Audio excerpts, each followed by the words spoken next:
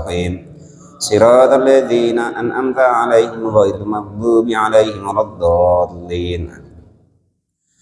Bismillahirrahmanirrahim. Qala al-mu'allif rahimahullah wa nafa'ani bi ulumihi fid dharin amin ya rabbal alamin. Faslun, adapun ini itu ada suatu fasal fi dzikri syai'in, di dalam menerangkan sesuatu minal a'yani, dari beberapa hal al-mutanajjasati yang terkena najis, wama dan sesuatu yatharu yang bisa suci, minha dari sesuatu yang terkena najis, disama bahasa sini diapokan ya, disama juga sama.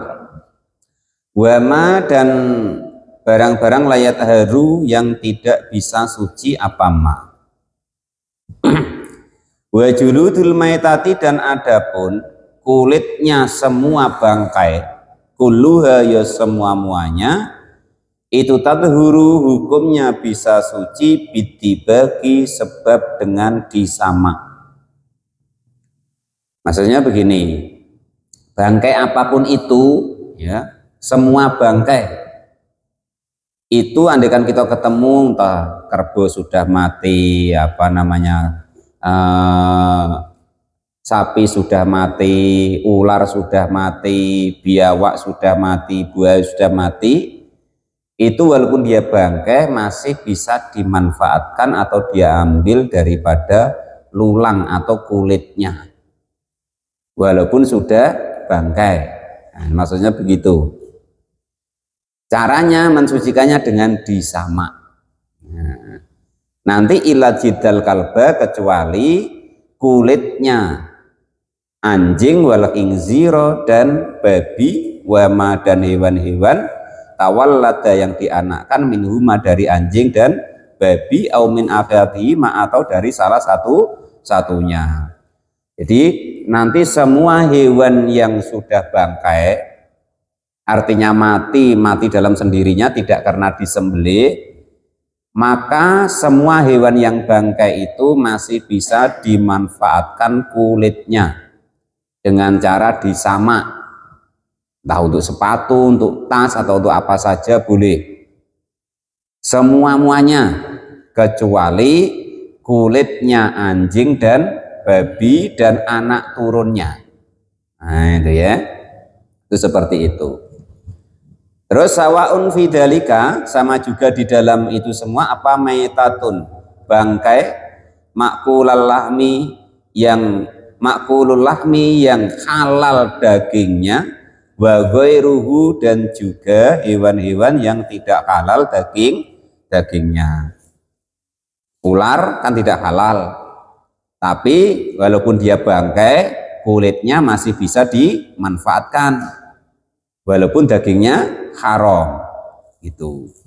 Kalau dipegang nanti hukumnya najis karena sudah bangkai. Karena kemarin semua hewan yang sudah bangkai hukumnya najis, kecuali belalang, ikan, dan manusia.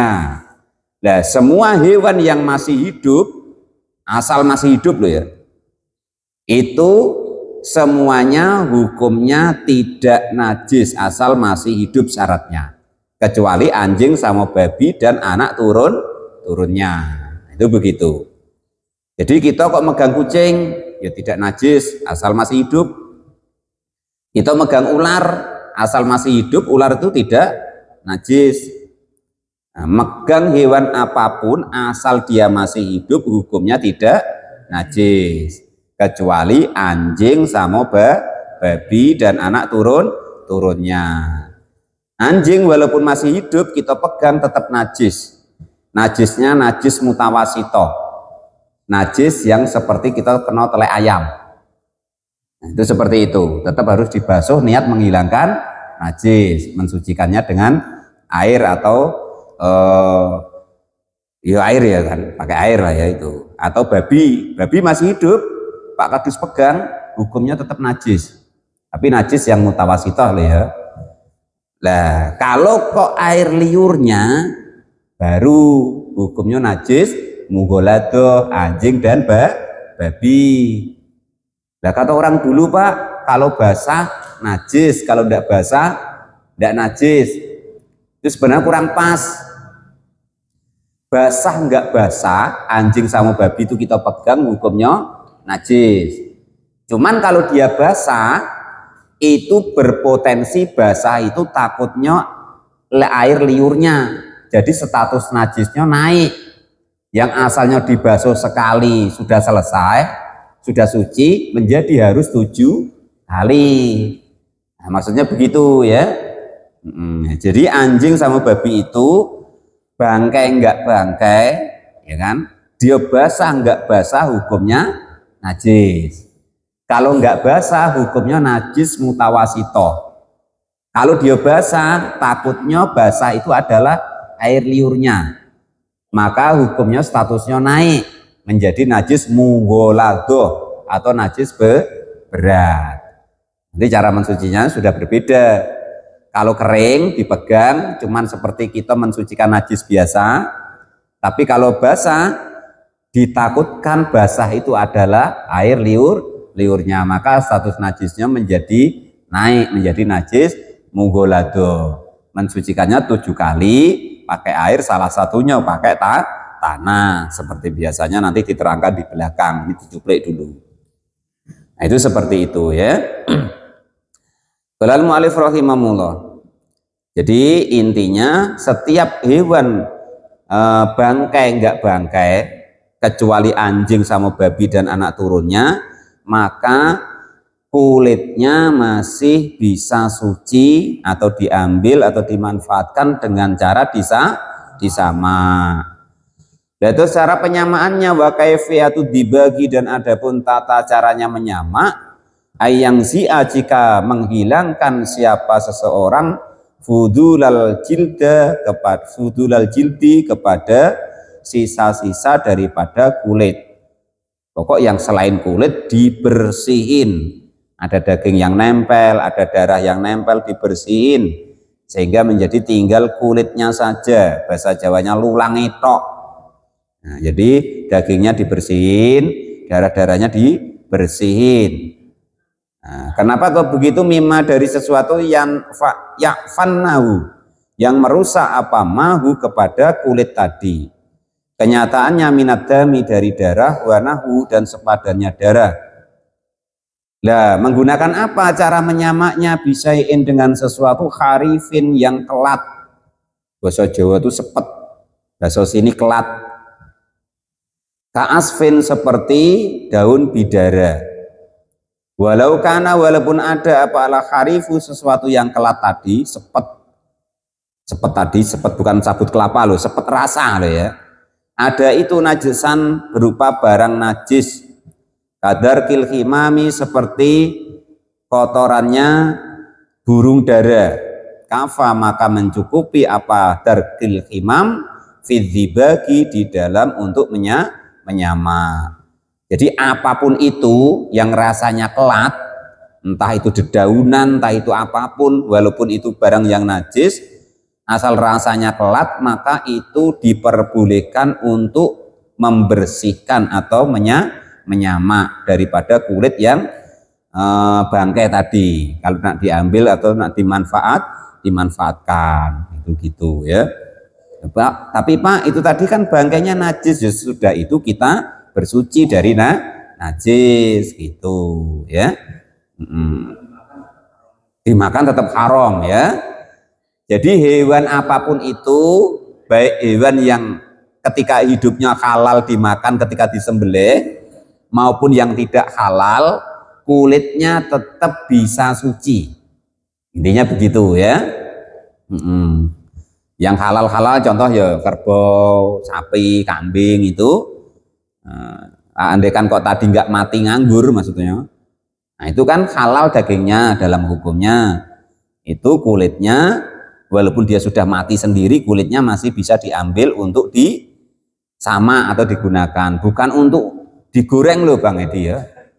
Nanti dijemur pula terus besok kapan-kapan digoreng untuk apa tuh, kerupuk apa tuh namanya? Kerupuk jange lah, itu tidak boleh kecuali dari yang sembelihan, maka boleh Pak Kadus ya. Tapi kalau yang dari disamak, artinya bangkai kerbau mati sendiri tanpa disembelih, kan bangkai hukumnya, atau kambing atau sapi, kan terus diambil lulangnya tadi atau kulitnya, disamak jadi bersih. Terus kok dijemur, kok besok dimasak, tetap haram, ya. Kecuali yang memang disembelih. Hukum makannya loh ini, bukan hukum sentuhannya loh. Nanti salah paham pula. Wah, kalau disamak katanya nggak najis lagi. Walaupun tidak najis, tapi kalau dimakan tetap haram kalau dari bangkai. Beda kalau nanti Pak Rozak nyembelih kerbau kan, terus lulangnya atau kulitnya itu dikeringin sendiri.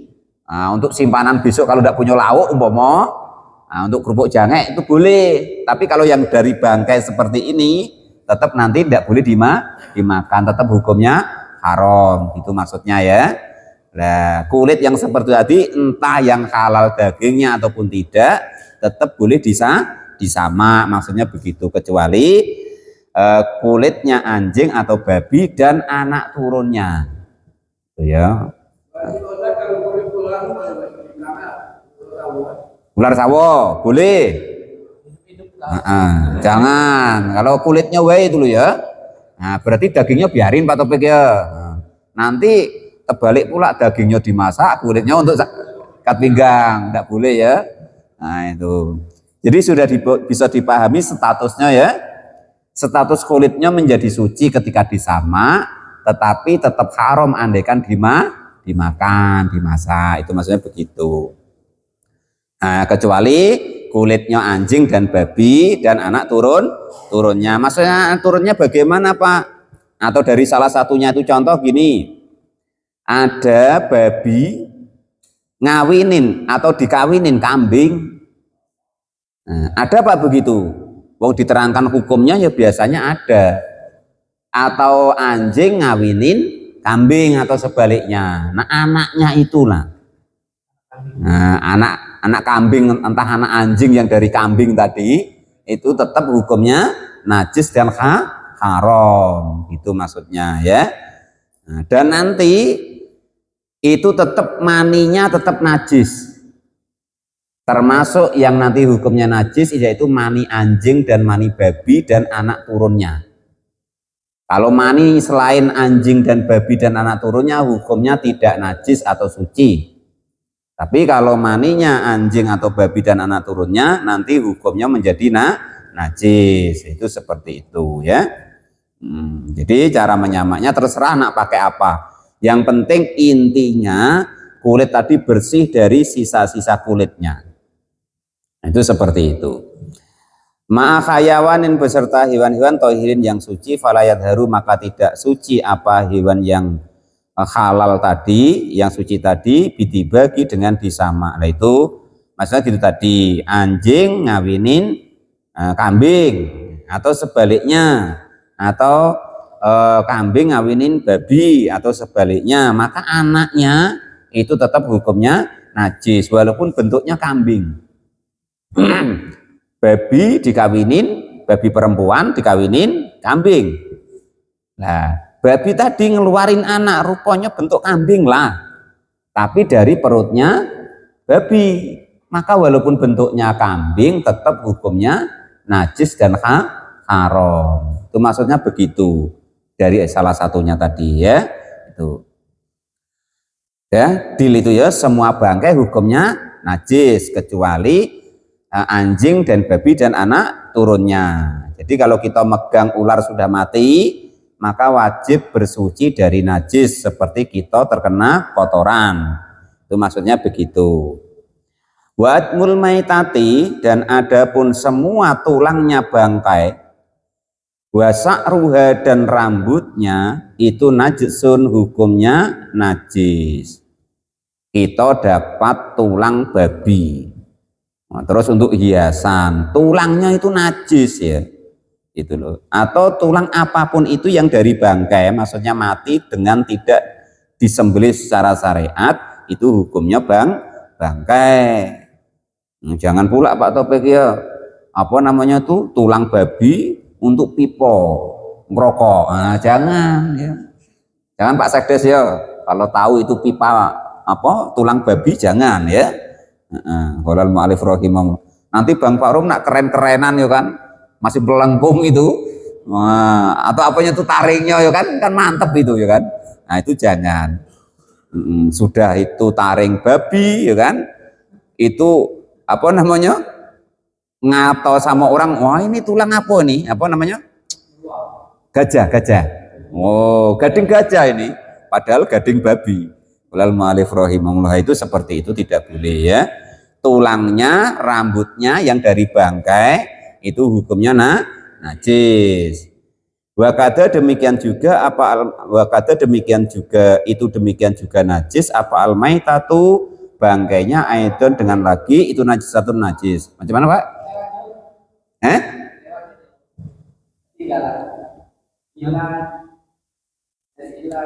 Illa jildal kalba kecuali kulitnya anjing wal khinziro dan babi wama dan hewan-hewan tawallada yang dianakkan minhuma dari anjing dan babi au min ahadima tadi sudah dibaca Pak. Nah, ya tadi sudah dibaca. Ya artinya begitu.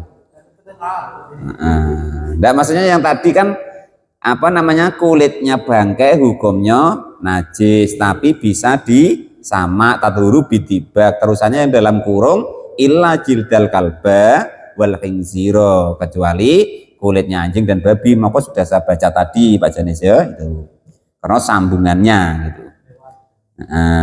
Sudah ketemu Pak Janis ya sudah dimaknai ya itu terus semua tulangnya bangkai hukumnya najis, semua rambutnya bangkai hukumnya najis, semua wakada almaitatu wakada itu demikian hukum bahwa tulang dan rambutnya bangkai itu najis, almaitatu adapun bangkainya sendiri aidon it juga itu najis satu najis, jadi semua bangkai hukumnya najis kecuali apa namanya belalang, ikan dan manusia.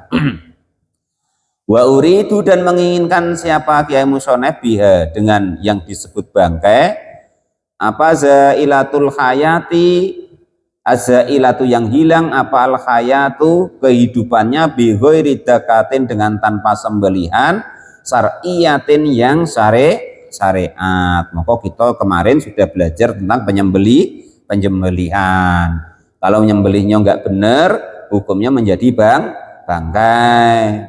Kalau kok menjadi bangkai, hukumnya najis. Kalau najis dimakan ya haram. Nah, itu begitu maksudnya maka disuruh melajari tata cara penyembelihan ya. Itu begitu. Jadi dapat 3 ya, yang najis, bangkainya, tulangnya, rambutnya, semuanya najis. Yang disebut bangkai yaitu hewan yang mati tanpa sembelihan secara syariat. Fala yustasna maka tidak dikecualikan hina idin di dalam inilah hukum apa janinul mudakati janinnya hewan yang tersembelih atau disembelih. Idza kharaja ketika keluar apa janin min batni umihi dari perut ibunya maitan dalam keadaan bangkai atau mati. Li'anna dakatuhu karena hukum penyembelihan anak yang dalam perutnya hewan yang disembelih itu fidakati umihi di dalam hukum penyembelihan induknya atau ibunya. Itu seperti itu. Jadi umpama ini besok kebetulan Pak Kadus di sini ada orang korban kok betino. Apa namanya? Sapi betino atau kerbau betino ya kan lah terus disembelih sama Pak Imam atau Pak Dai ya kan ternyata di dalam perutnya hewan yang perempuan untuk korban tadi itu ada anaknya. Nah itu Pak Taufik ya, maka hukumnya halal, hukumnya sama persis dengan sembelihan induknya. Kalau induknya bangkai ya janinnya bangkai atau haram. Kalau penyembelihannya benar ya janinnya atau anak yang dalam perut tadi halal gitu ya. Itu seperti itu. Malampu enak Pak Topik ya. Walal mu'alif rahimahullah. Kalau ketika sudah disembelih Pak, dibedet itu masih hidup. Ya kalau nak ingin tambah lauk disembelih lagi kalau masih hidup. Anaknya tadi. Ya kalau sudah mati berarti tetap halal walaupun tidak disembelih. Umpama nak dipelihara lagi besok biak besar untuk korban lagi umpama kan 2 tahun lagi ya enggak apa-apa. Umpama untuk tambahan lauk lagi ya enggak apa-apa. Hukumnya menjadi halal, hukumnya sama dengan sembelihan induknya itu ya.